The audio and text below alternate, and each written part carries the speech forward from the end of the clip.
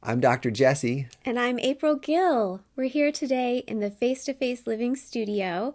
It's been a week since Valentine's Day, and we want to check in with you guys and see how it's been going with the Face to Face TV. Last week we talked to you about the three ingredients based on attachment science that build a loving bond.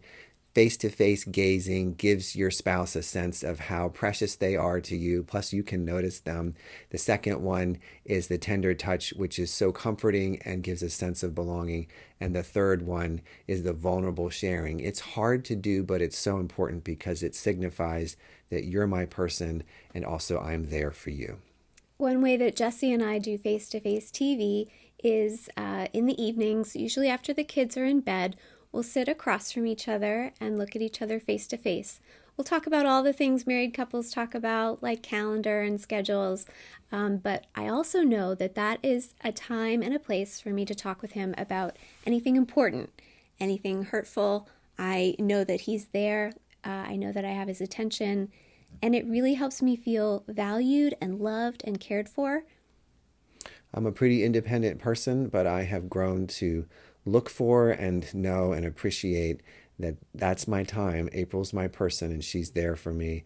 And I feel better and I feel stronger after having shared with her and also been there for her. So, some of you guys may have been doing face to face TV this week, and if you have, we applaud you. We have noticed some common barriers and roadblocks to being able to connect during face to face TV, and we just want to identify those today. The first one is distractions.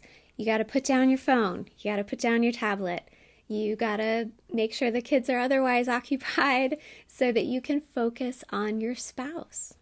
Many of us are overextended and just too busy. If you're too busy to do face to face TV almost every day with your spouse or with your kids, then you may need to restructure and reprioritize. The third obstacle is the negative cycle. Many couples have a negative cycle of conflict that just pummels them based on our fear and shame, survival instincts. We end up hurting the very person we love. So if a negative cycle is keeping you from experiencing your spouse as your very best friend and is making you want to be away from them, we need to change that. I wrote the book Face to Face 7 Keys to a Secure Marriage. The first 4 keys are about how to dismantle that negative cycle and re-engage vulnerability, and then you're ready for the 5th key, face to face TV.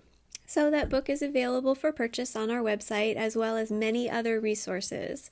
We are very passionate about marriage and parenting and your relationship with God. So, please come visit face2faceliving.com, and God bless you guys. God bless.